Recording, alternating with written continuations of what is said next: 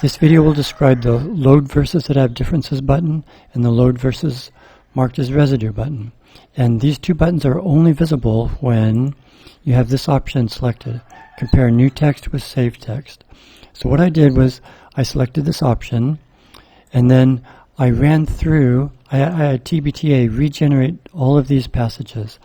Genesis, Exodus, Joshua, Judges, Ruth, 1st and 2nd Samuel, Esther, Daniel, Jonah, Nahum, Luke, etc.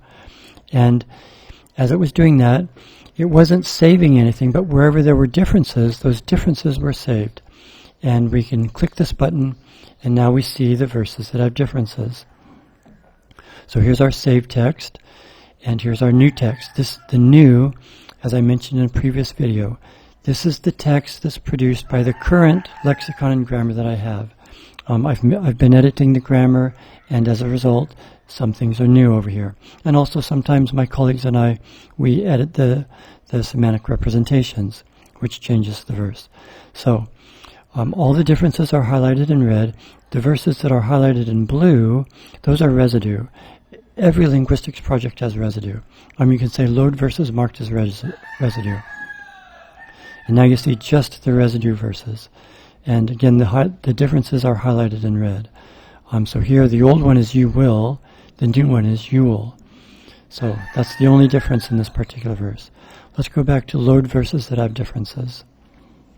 And if we right-click over here, there's a pop-up menu. Erase the saved target text for this verse. I don't want to do that now. Edit the saved target text. If we select that, we can edit the saved target text in any way that we want. And another option is append the saved target text to a text file. If you want to export just this one particular verse to a text file, then you can. Over here, if we right-click, we have many more options.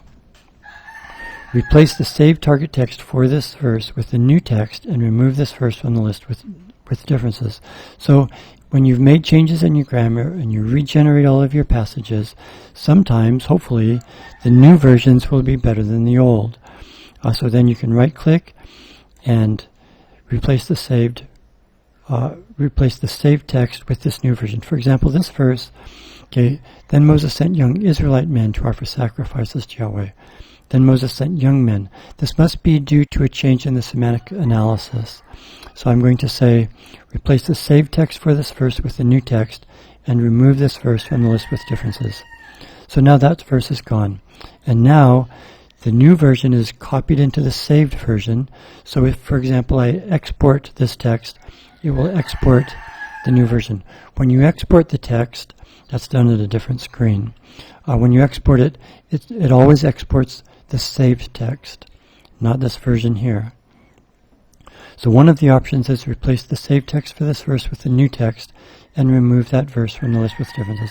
Or you can just say replace the saved text with the new text and not remove it from the list. Replace the saved text for all these verses with the new text. Add this reference to the problem text.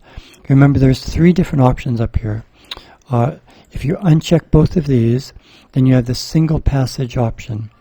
Here it's set up to translate Genesis. You have multiple texts, which I just showed you a minute ago, Genesis, Exodus, and all these books. Or you have problem texts.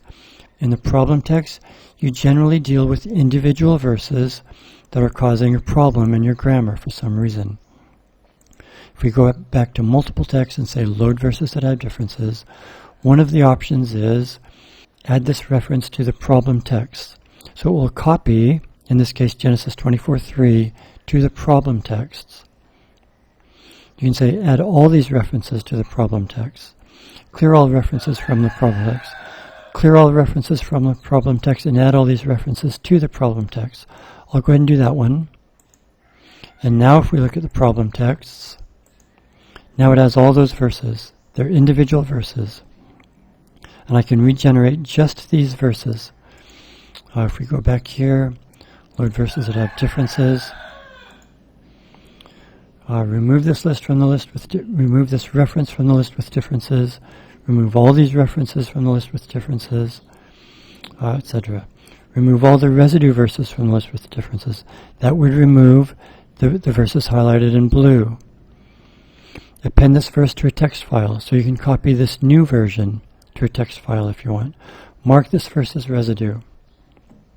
Residue means this target text isn't perfect, but it's the generator's best. We'll go ahead and mark this as residue for now. Mark this verse as residue.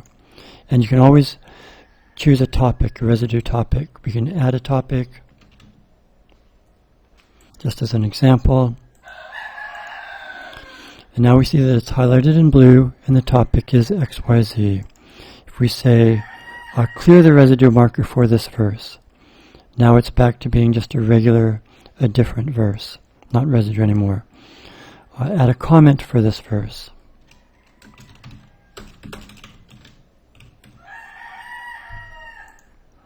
And now when we rest our cursor here, we see a pop-up showing our comment.